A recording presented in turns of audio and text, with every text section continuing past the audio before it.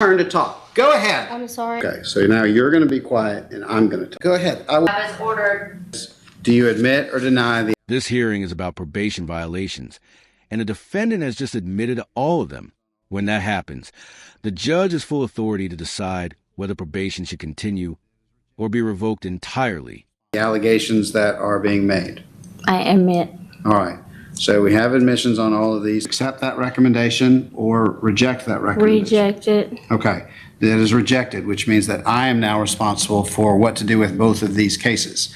I have 25 SR 837 and I have 25 SR 846 here on the table.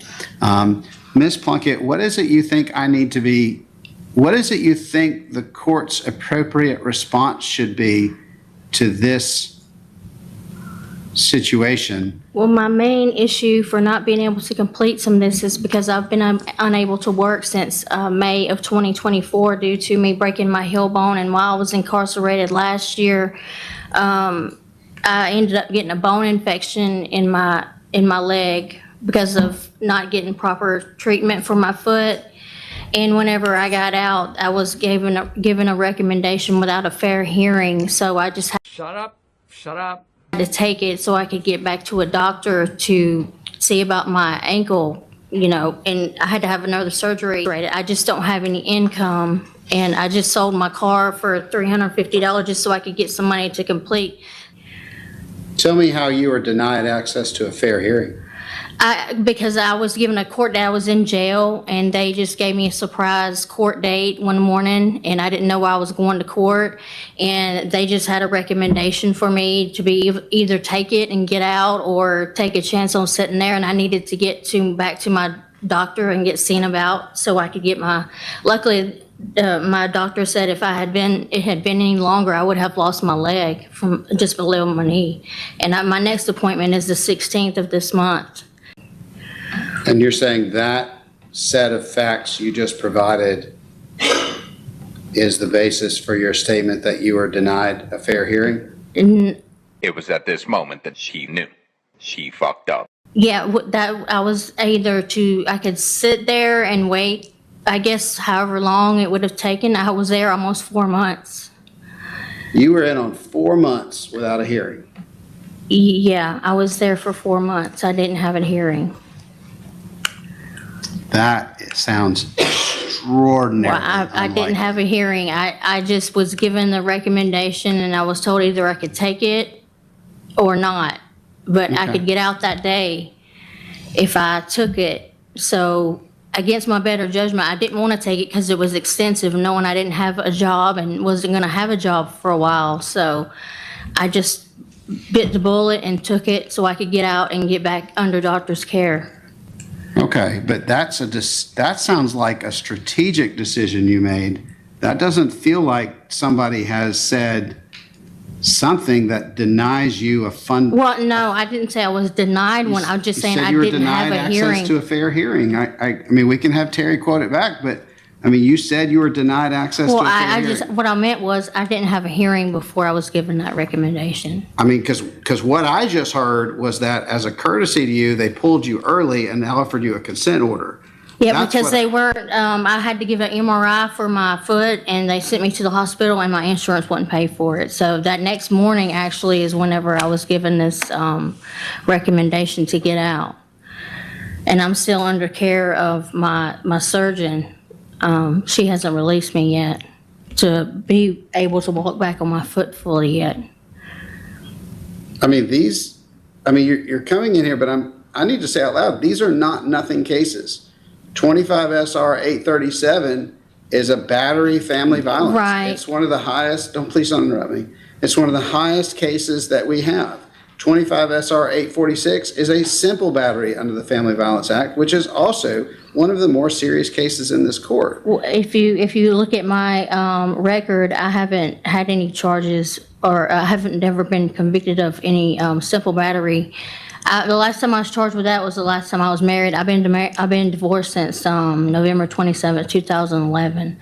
I haven't had any charges, and honestly, this relationship I've been in has been abusive for the last 10 years, and that was the first time I called the police on him, and then I ended up going. Okay. I mean, you can look at my criminal record and see that I'm not a battery person. I haven't never been convicted of any battery at all. And now this has caught me at a really bad time to where I can't, do anything to help myself in this situation, and I don't have anybody to turn to help me with money. And if I have to go, if I could please, possibly go on the weekend so I could still get to my doctor's appointments.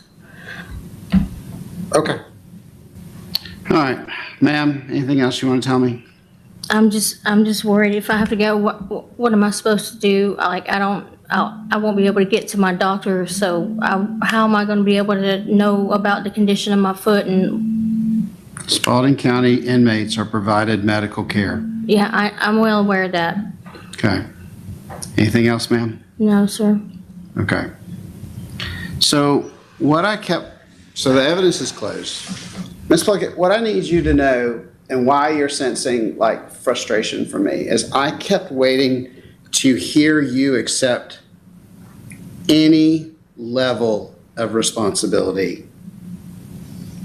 And Here's the turning point. Judges often look for accountability. When someone violates probation, explanations can matter. But without clear responsibility, it becomes much harder for the court to justify giving another chance. I heard no. Well, I'm sorry. I gave you a full hearing. I circled back to you on several occasions and said, is there anything else you want me to know? So that was not an invitation, ma'am, for you to interrupt me and tell me your opinion about my opinion. Your opinion of my opinion is irrelevant to me. Are we clear? Yes, sir. So I'm going to be quiet now, and you're going to tell me all the rest of the stuff you need to tell me, and then I'm going to talk. Go ahead. I'm just nervous. I apologize. I don't really know what else to say right now. Okay. Anything else you want to say before I start talking and you agree not to interrupt me? I just put myself on the mercy of the court. Okay. Last chance. Anything else? And I'll take full responsibility for everything that was said. I didn't mean to ignore that or put that off. I'm just nervous. I'm sorry. Okay. All right. Anything else before I do my talking? No, sir. Okay. So now you're going to be quiet and I'm going to talk. Fair enough? Mm-hmm. All right. That was a yes. Yes, sir. Okay. I kept waiting for her to accept responsibility for anything. I mean, she did admit to the violations, but I kept waiting to hear how she was going to make these things right. And instead, I heard a litany of that she was denied access to a fair hearing, she was called up and caught off guard, and I'm looking at these documents. So each time you're referencing an event that happened in your life, there was a piece of paperwork that was created from that event. And I'm looking at it. And I'm looking at that you were represented in this case. You were represented when you entered this plea. And in both cases, and I'm addressing both cases. I'm just addressing both cases. Oh, you want to talk again? You go right ahead, ma'am. This is clearly your turn to talk. Go ahead. I'm sorry. No, say whatever it is you want to say. You clearly need me to understand something that you don't think I understand. I apologize, Your Honor. No, go ahead. I will wait. I just keep messing up. I'm sorry. Yeah. That's exactly what is happening here, because I have spent this whole morning, at every break, looking at your case and trying desperately to find a way not to go to jail. I need you to understand that since 9 o'clock this morning, I have looked at your case no less than 3. In a surprising moment, the judge reveals he actually spent the morning trying to find a reason not to send her to jail. But from his perspective, the lack of responsibility left him with very few options, leading directly to probation being revoked. 3 times trying to find a pathway for me to feel comfortable as the judge of this court to not put you in jail. And I was desperately hoping you were going to come in here and say from the very beginning, I have full responsibility here. I did not do the things I should have done. I understand that I have responsibilities here that I didn't do. But I heard you repeatedly say that we're trying to get money out of you that you didn't have. Well, we're a $0 court. Everybody in this court, except restitution, can work off their fines with community service work, or is unable to work, can get their fees waived. You know, everyone here who has medical issues, we deal with that. We know what to do with that. We know how to help people. We have all kinds of folks who come in here and do their community service work in the very comfortable chairs in the back because they can't go do physical labor. We meet people where they are. And for you to come in here and say that you are denied access to this court because you were caught off guard is disingenuous on its best day, because what I heard was, as a courtesy to you and out of respect for the fact that you were incarcerated, you were given an opportunity to sign a consent order back on November 20th or somewhere there close to. The warrant, which you said you were incarcerated for 4 months, that makes no sense to me at all, because the warrant that was issued, that you signed the consent order on, was issued on October 8th of 2025, and the consent order was signed a month and 12 days later on November 20th. So this fact that you stayed incarcerated for 4 months, it doesn't even exist in my file. The list of... Go ahead. Go ahead. Go ahead. What is it you want me to know?